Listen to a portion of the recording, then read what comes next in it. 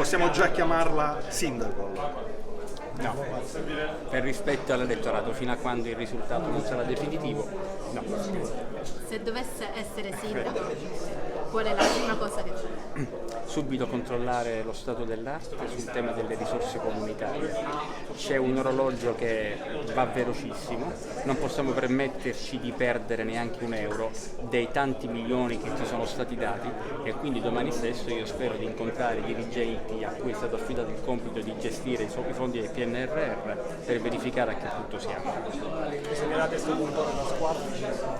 Bisognerà comporre la squadra. Allora, diciamo che non mancano le urgenze. Ho parlato del PNRR, ovviamente fra le urgenze annovero anche parlare con le ditte che si occupano di rifiuti per capire qual è il problema, cosa non va, cosa si può correggere e come intervenire. C'è il tema della sicurezza, per cui chiederò, ho già chiesto, ma lo chiederò formalmente a questo punto nella nuova veste che dovesse eventualmente essere confermata, l'invio di militari per risolvere o quantomeno attenuare il problema dell'insicurezza in città, perché noi dobbiamo cercare di occupare il territorio con gente in divisa, con le forze dell'ordine, affinché dissuadano chi pensa che il territorio di Catania sia cosa loro per atti di teppismo, di criminalità e di violenza, ecco, che lo dimentichi. Deve cominciare una stagione, non voglio dire a tolleranza zero, è un'espressione un po' troppo abusata, ma in cui ci sia molto meno indulgenza nei confronti di chi crede che può fare quello che vuole. Tra i partiti la Lega ha fatto un passo indietro importante, ecco, secondo me ci sono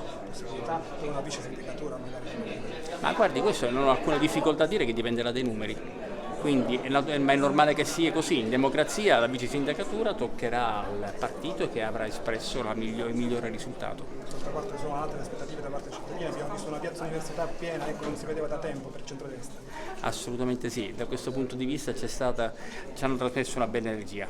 È stata una cosa, ecco, questo lo rivendico. Ho chiesto io, mi sono imposto io affinché si tornasse in piazza, perché avevamo bisogno di stabilire un rapporto con la gente che cammina, con la gente che passeggia, e non chiuderci nei cinema, nei teatri, in ambienti più ovattati in cui poi alla fine si teme sempre che ci sia un effetto ultra che non mi piace.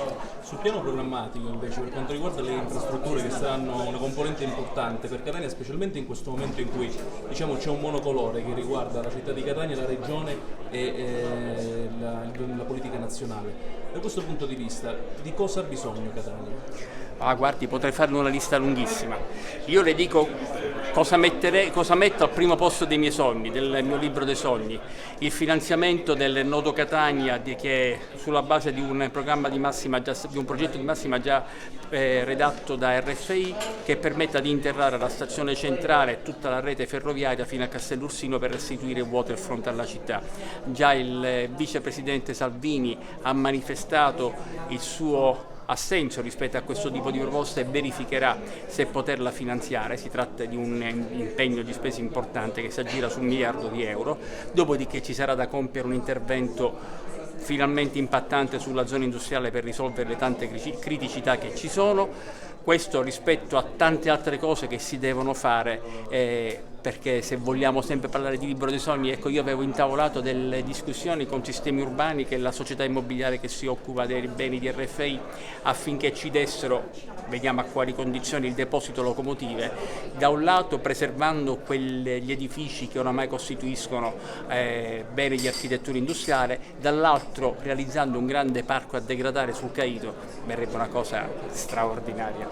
Trentino, è importante anche la collaborazione o comunque il confronto aperto con l'opposizione. Lei ha anche sottolineato come c'è bisogno di un confronto costruttivo. Ritiene che adesso, rispetto magari a qualche anno fa, c'è margine per poter avere un dialogo, sebbene i numeri che la stanno a quanto pare spingendo siano abbastanza ampi?